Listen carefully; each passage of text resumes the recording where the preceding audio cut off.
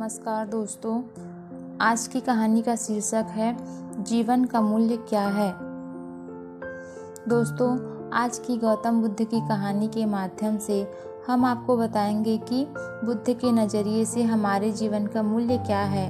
हम में से बहुत से लोग अपनी ज़िंदगी की कीमत नहीं समझते और ऐसी चीज़ों में अपनी ज़िंदगी बर्बाद कर देते हैं जिससे हमें ही नुकसान होता है। कुछ लोग शराब के पीछे, कुछ लड़कियों के पीछे और कुछ पैसे के पीछे अपना पूरा जीवन बर्बाद कर देते हैं। आज की बुद्ध कथा के माध्यम से आपको पता चलेगा कि हमारा जीवन कितना अनमोल है और हमें अपना यह अनमोल जीवन कैसे जीना चाहिए।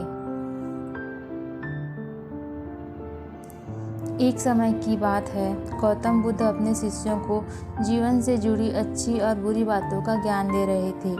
सभी शिष्य बड़े ध्यान से उसकी बातें सुन रहे थे। उन सभी में से एक शिष्य ऐसा भी था जिसे प्रश्न पूछने की आदत थी। वह उठकर गौतम बुद्ध के पास गया और उसने बोला, आप हमें जीवन के बारे में जो कुछ भी सिखा रहे हैं, क्या उसका कोई फ़ायदा है? क्योंकि हम में से कई बच्चे यह भी नहीं जानते कि हमारे जीवन का मूल्य क्या है और यह जीवन कितना कीमती है हमारे लिए है। पहले कृपया हमें यह बताएं कि इस जीवन का मूल्य क्या है। बुद्ध ने अपने शिष्य की बात सुनकर अपने कमरे में जाकर पत्थर का एक चमकता हुआ टुकड़ा ले आया। मैं तुम्हें इस जीवन का मूल्य तब समझाऊंगा जब तुम्हें इस पत्थर की कीमत का सही मूल्य पता चलेगा, उन्होंने कहा और टुकड़ा अपने शिष्य को दे दिया।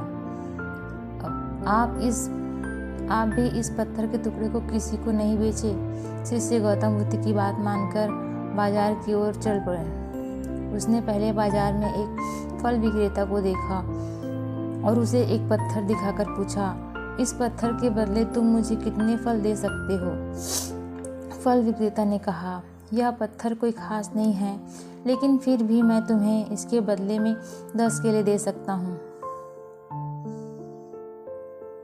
वह शिष्य उस पत्थर को लेकर आगे बढ़ गया।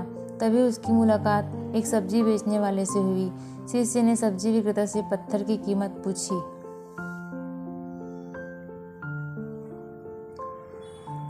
इस पत्थर की कीमत के बदले मैं तुम्हें अधिक से अधिक सब्जियों से भरा एक थैला दे सकता हूँ। सब्जी विक्रेता ने पत्थर का ध्यान से देखा। उस पत्थर को लेकर शिष्य एक सोने के व्यापारी के पास गया। पत्थर के उस टुकड़े को चमकते देख ही सुनार ने उसकी कीमत 100 सोने के सिक्के लगा दी। जब शिष्य ने टुकड़ा बेचने से इनकार कर दिया तो सुनार बदले में 200 सोने के सिक्के देने को सहमत हो गया। लेकिन शिष्य ने वह पत्थर नहीं बेचा। इसके बाद शिष्य एक हीरे के व्यापारी के पास गया और पत्थर का टुकड़ा उसके सामने रख दिया। जैसे ही हीरे के व्यापारी ने उस पत्थर को देखा, उसने एक साफ कपड़ा बिछाया और उस पत्थर को रखा। फिर उसकी परिक्रमा की और हाथ जोड़कर पत्थर को कपड़े में लपेटते हुए कहा, तुम जिस साधारण समझ रहे हो उसकी कीमत पूछ रहे हो पत्थर, दरअसल यह एक बहुमूल्य माणिक है। ऐसा माणिक हर किसी को नहीं मिलता। अगर मैं अपना सब कुछ भी बेच दूंगा तो भी मैं उसकी कीमत नहीं चुका सकता।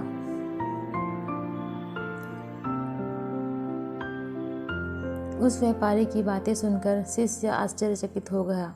वह भागता हुआ सीधा बुद्ध के पास आया और बाजार में जो कुछ भी हुआ उसे बताया। उसकी आश्चर्यचकित बातें सुनकर गौतम बुद्ध बोले, तुम्हारे प्रश्न का उत्तर इस माणिक के रूप में मूल्य में ही छिपा है। हमारा जीवन भी एक ऐसा माणिक है। माणिक की तरह यह भी अनमोल है, लेकिन हम इस बात को हमेशा नज़रअंदाज कर देते हैं और अपने जीवन की कीमत नहीं समझते।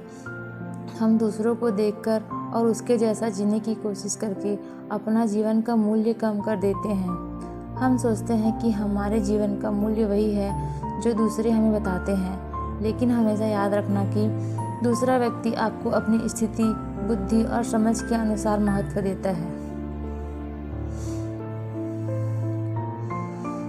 जीवन केवल एक बार मिलता है, इसलिए इसे बर्बाद मत करो। अपने जीवन को उतना ही मूल्यवान समझो जितना आप अपने बैंक में मौजूद पैसों को मानते हो। आज के समय में लोग प्यार, पैसा और दिखावा जैसी चीज़ों को अपनी जान से भी ज़्यादा कीमती मानते हैं। लोग प्यार की वजह से आत्महत्या कर लेते हैं। पैसे के नाम पर वो ऐसा काम करने लगते हैं जिससे उसकी ज़िंदगी बर्बाद हो जाती है। नाम पर वो गलत काम करने लगते हैं। हमेशा याद रखें कि दिखावा करना ज़रूरी नहीं है। प्यार दोबारा पाया जा सकता है, पैसा दोबारा कमाया जा सकता है, लेकिन ज़िंदगी दोबारा नहीं पाई जा सकती। इसलिए अपना अनमोल जीवन अच्छे से जिएं, हर सेकंड का आनंद लें। कभी यह मत सोचो कि तुम इस दुनिया में किसी के काम नहीं हो। यह कभी मत सोचो कि तुम्हारा जीवन निरर्थक है। तुम्हारे होने या ना होने से कोई फ़र्क नहीं पड़ता। जब भी आपके मन में ऐसा नकारात्मक विचार आए तो बस खुद को याद दिलाएं कि जीवन एक रत्न है और यह अमूल्य है। ओम बुद्धाय नमः। आपको हमारी कहानी कैसी लगी प्लीज़ कमेंट बॉक्स में बताएं। धन्यवाद। Please subscribe.